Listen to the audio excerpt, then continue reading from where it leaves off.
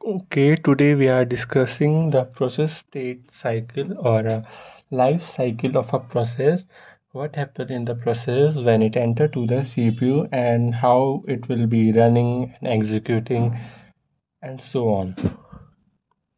First of all, this is a process state cycle, and whenever a process enters in that cycle, it follow a various steps. First step is new. At new state the process it's about to create it अभी वो create नहीं हुआ है, process about to create होने वाला है। जब वो न्यू से रेडी स्टेट में जाता है तो वो लॉन्ग टर्म शेड्यूलर से ट्रांसफ़र होता है new state to ready state.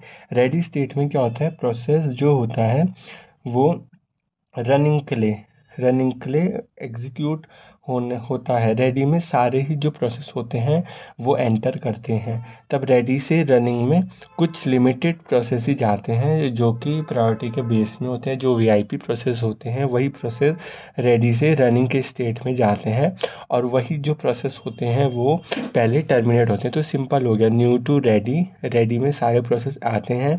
Ready से according to the priority basis short term scheduler जो होता है रेडी टू रनिंग स्टेट में वो प्रोसेस को ट्रांसफ़र करता है प्रायोरिटी के बेसिस में, और वीआईपी जो प्रोसेस होते हैं उनके बेसिस में। तब रनिंग से प्रोसेस टर्मिनेट हो जाते हैं ईजिली। अब वेट स्टेट में क्या होता है, जो प्रोसेस रेडी टू रनिंग आते हैं और रनिंग में जो प्रोसेस आईओ रिक्वेस्ट करते हैं तो वो मिड टर्म शेड्यूलर से वेट स्टेट में वो कुछ टाइम तक ब्लॉक होते हैं।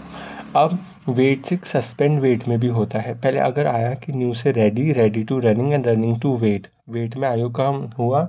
जब आईओ प्रोसेस उनको हो गई, आईओ प्रोसेस के बाद आईओ में कुछ टाइम तक उन्होंने वेट करा, कुछ टाइम तक वो प्रोसेस सस्पेंड रहे, तब उसके बाद फिर से रेडी स्टेट में आए, रेडी से फिर रन, फिर टर्मिनेट इजीली हो गया। अब सस्पेंड वेट में क्या होता है, अगर सारे ही प्रोसेस आईओ के लिए रिक्वेस्ट करते हैं तो वो रिक्वेस्ट को एक्नॉलेज तो किया जा सकता है, बट रैम में कुछ लिमिटेड स्पेस होती है।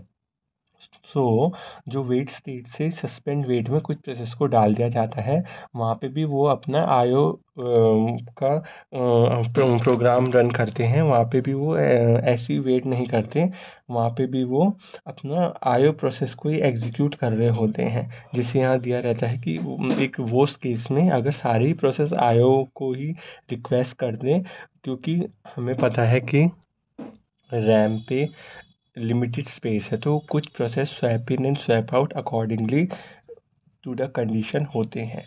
और जो सस्पेंड वेट में जाते हैं वहाँ पे क्या होता है, वहाँ पे भी वो अपना आईओ प्रोसेस को करते रहते हैं। वहाँ पे भी कर लिखा है कि process is still doing it's IO operation.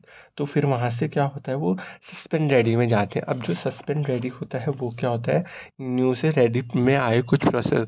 अब जो रेडी से आते हैं, रेडी से कुछ प्रोसेस सस्पेंड रेडी में जाते हैं। क्यों जाते हैं, क्योंकि यहाँ पे भी जब सारे ही प्रोसेस आ गए, बट क्या हुआ कि कुछ प्रोसेस रनिंग में देने थे, तो रनिंग में तो हम process according to the priority देंगे।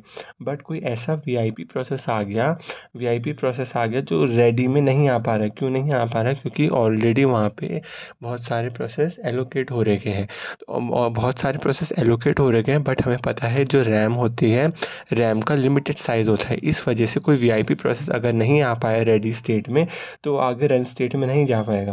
तो इसलिए क्या करेंगे, जो लो प्रायोरिटी प्रोसेस होता है उसको रेडी से सस्पेंड रेडी के लिए कुछ टाइम के लिए डाल देते हैं। सस्पेंड रेडी में डाल दिया, तब वीआईपी प्रोसेस को ईजिली हमने रेडी स्टेट में आ गया और वहाँ से एग्जीक्यूट करवा दिया हमने सस्पेंड वेट से। और एक और चीज़ है, जो सस्पेंड वेट होता है, सस्पेंड वेट से हम वेट ब्लॉक में नहीं डालते, हम सस्पेंड वेट से डायरेक्ट रेडी स्टेट में सस्पेंड रेडी में डालते हैं। वेट ब्लॉक में इसलिए डालते हैं क्योंकि वो फिर से वेट ना करना पड़े उस प्रोसेस को। अभी सस्पेंड रेडी से डायरेक्ट वो रेडी में ही चले जाए, रेडी से फिर रनिंग में चल जाए। इससे ये दिक्कत आएगी कि सस्पेंड वेट से अगर हम वेट में डालेंगे तो उसको फिर से वेट करना पड़ जा सकता है। बट हमें तो क्योंकि वेट से उसको डायरेक्ट रेडी में डालना है ना, तो इसलिए हम सस्पेंड वेट से डायरेक्ट सस्पेंड रेडी में डालेंगे ताकि वो ईजिली रन आउट हो जाए, उसको फर्दर वेट नहीं किया कर जा सके। आगे हम बात करते हैं इसकी कि जैसे कि हमने बोला था कि जो रेडी क्यू होती है उसमें बहुत सारे प्रोसेस आते हैं, कुछ प्रायोरिटी के बेस में सॉल्व आउट होते हैं और कुछ टाइम क्वांटम के बेस में सॉल्व आउट होते हैं कि मतलब कितना टाइम दिया गया है एक पर्टिकुलर प्रोसेस को कंप्लीट होने के लिए। तो वहाँ पे शॉर्ट टर्म शेड्यूलर का बोला गया है, रेडी से प्रोसेस को वो रनिंग स्टेट में डालता है, हमने ऑलरेडी डिस्कस कर लिया है। और ये बेसिकली प्रोसेस साइकिल है, इसमें हमने सस्पेंड वेट और सस्पेंड रेडी डाल दिया था अकॉर्डिंगली। बाकी हमने डिस्कस कर लिए थे शेड्यूलर्स क्या होते हैं।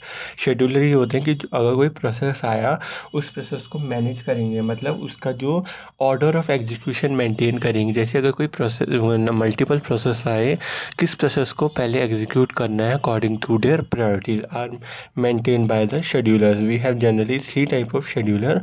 लॉन्ग टर्म शेड्यूलर क्या करता है, जो ये करता है schedule, it select the process from the queue and load them into the memory। ये बेसिकली जो सेकेंडरी मेमोरी होती है उससे प्रोसेस को मेन मेमोरी में लाता है। शॉर्ट टर्म शेड्यूलर होता है, शॉर्ट टर्म शेड्यूलर क्या करता है, इसको डिस्पैचर भी बोलते हैं। ये क्या करता है, जो रेडी में प्रोसेस होते हैं उसको ये रनिंग स्टेट में लाता है। जैसे सेकेंडरी मेमोरी से मल्टीपल प्रोसेस है उसको यहाँ लाया, अब यहाँ से ये यहाँ पे एलोकेट करेगा सीपीयू को। कोई भी जैसे मल्टीपल प्रोसेस यहाँ आ रहे हैं, मल्टीपल प्रोसेस में से शॉर्ट टर्म शेड्यूलर जैसे P1 P2 P3 थे, तो इसने यहाँ P2 चुना। P2 क्यों चुना, शायद P2 की प्रायोरिटी हाईएस्ट होगी या टाइम क्वांटम उसको ज़्यादा होगा, तो इसके अकॉर्डिंग ये चुनेगा। मीडियम टर्म शेड्यूलर क्या करता है, basically it is a part of swapping some running process require IO operation. जैसे कोई रनिंग स्टेट में प्रोसेस है उसको अगर आईओ ऑपरेशन की नीड होगी तो वो क्या करेगा, रनिंग स्टेट से सस्पेंड वेट में उसको डाल देगा। तो ये मिड टर्म शेड्यूलर का काम होता है।